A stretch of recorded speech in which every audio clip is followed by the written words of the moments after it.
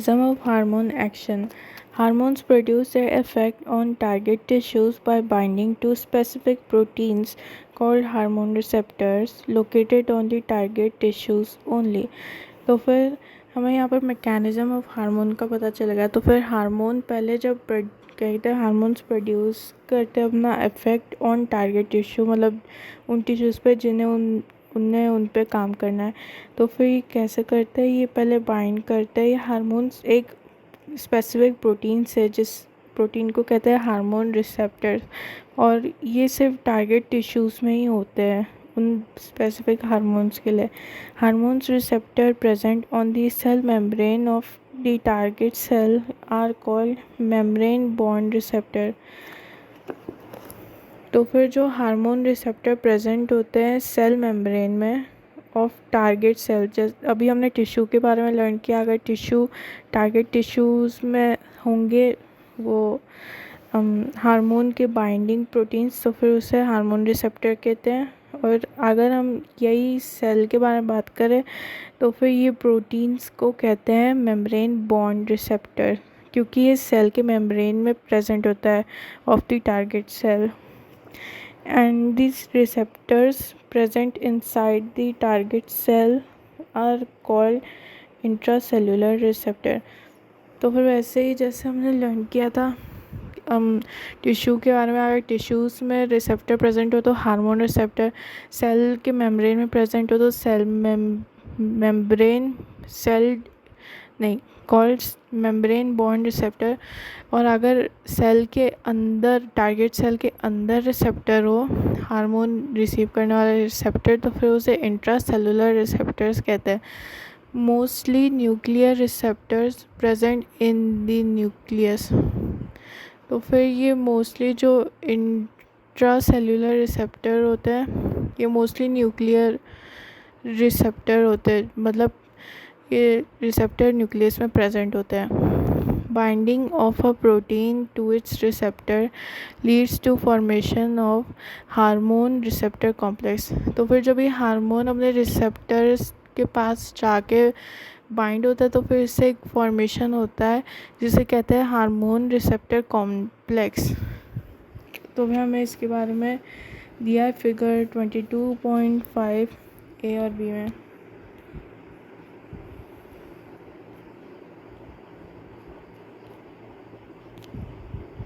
एक सेकेंड, 19.5 ए और B, 19.5 A and B.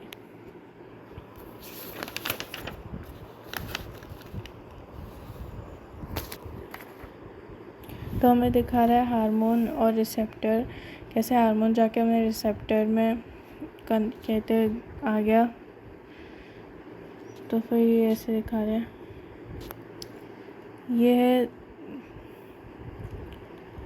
Tissue में जब हो तो फिर टिश्यू वाला है, और ये सेल के अंदर का है।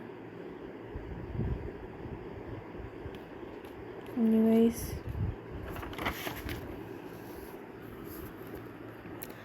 Each receptor is specific to one hormone only.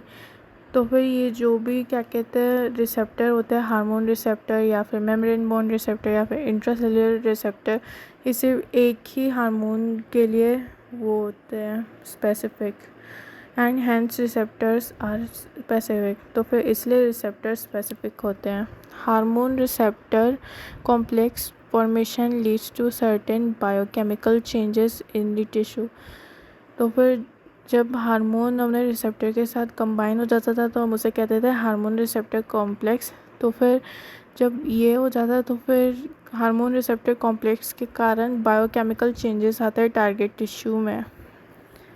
The target tissue metabolism and hence psychological functions are regulated by hormones. तो फिर इन बायोकेमिकल चेंजेस के कारण, जो हार्मोन रिसेप्टर के कारण जो बायोकेमिकल चेंजेस होते हैं उसके कारण टारगेट टिश्यू में मेटाबॉलिज्म होता है और साइकोलॉजिकल फंक्शंस होते हैं जो रेगुलेट होते हैं बाय हार्मोन।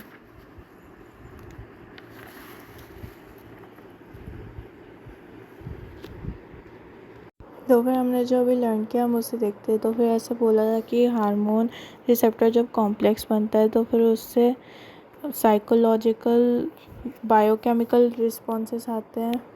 तो फिर उसके बायोकेमिकल रिस्पॉन्सेस के कारण साइकोलॉजिकल रिस्पॉन्सेस आते हैं और साइकोलॉजिकल फंक्शंस भी आते हैं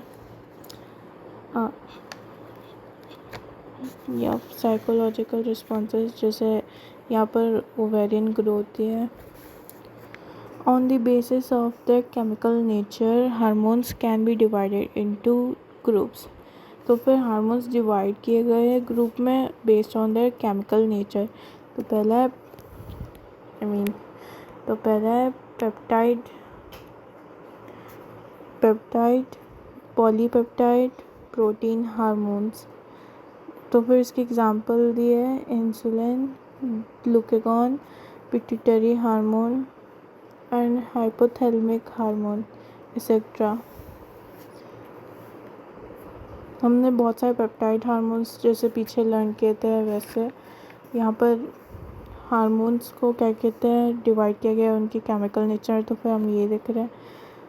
तो फिर स्टेरॉइड जैसे कोर्टिसोल, टेस्टोस्टेरोन, प्रोजेस्टेरोन, एस्ट्राडियोल।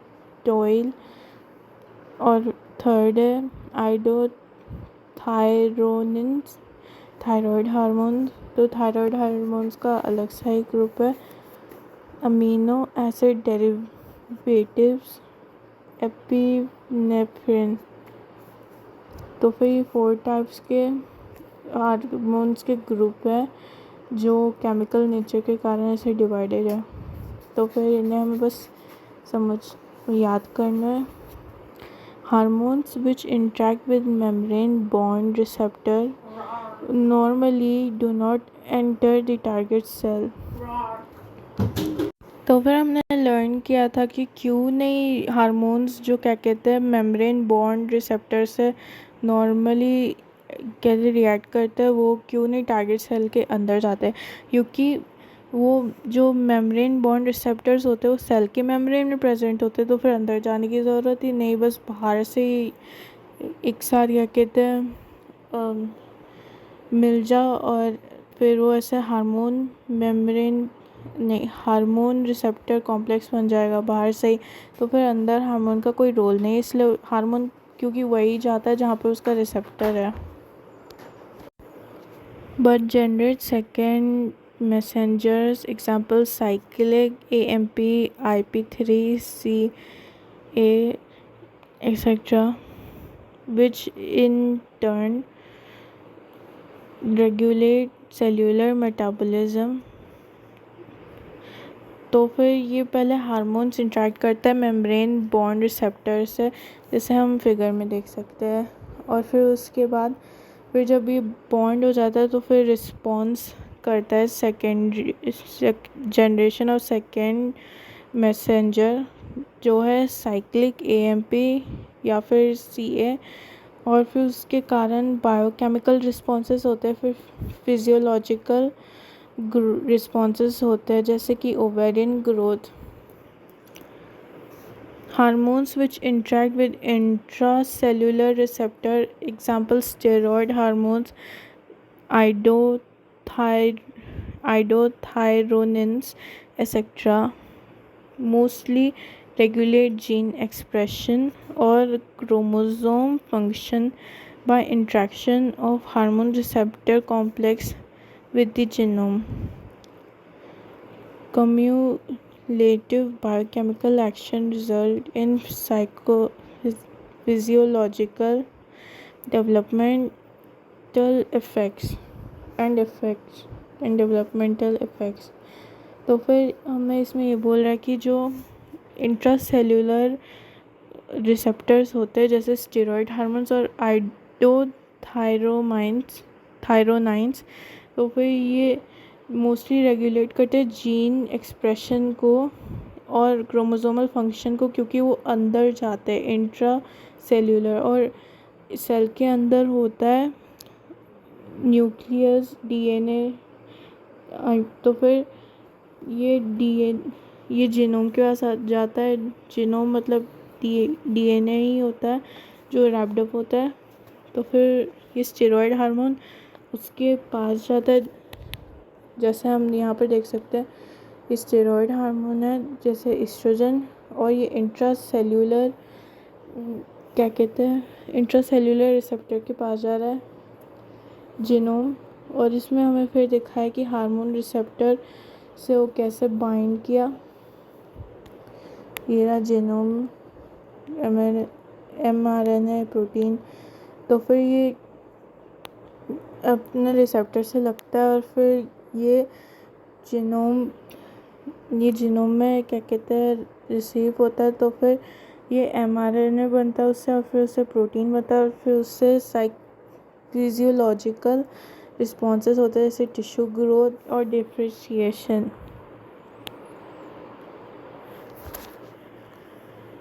तो फिर ऐसे इंट्रासेल्यूलर रिसेप्टर्स जीन एक्सप्रेशन और क्रोमोसोमल फंक्शंस करते हैं, क्योंकि वो लिटरली अंदर जाते हैं जीनोम के पास। तो यह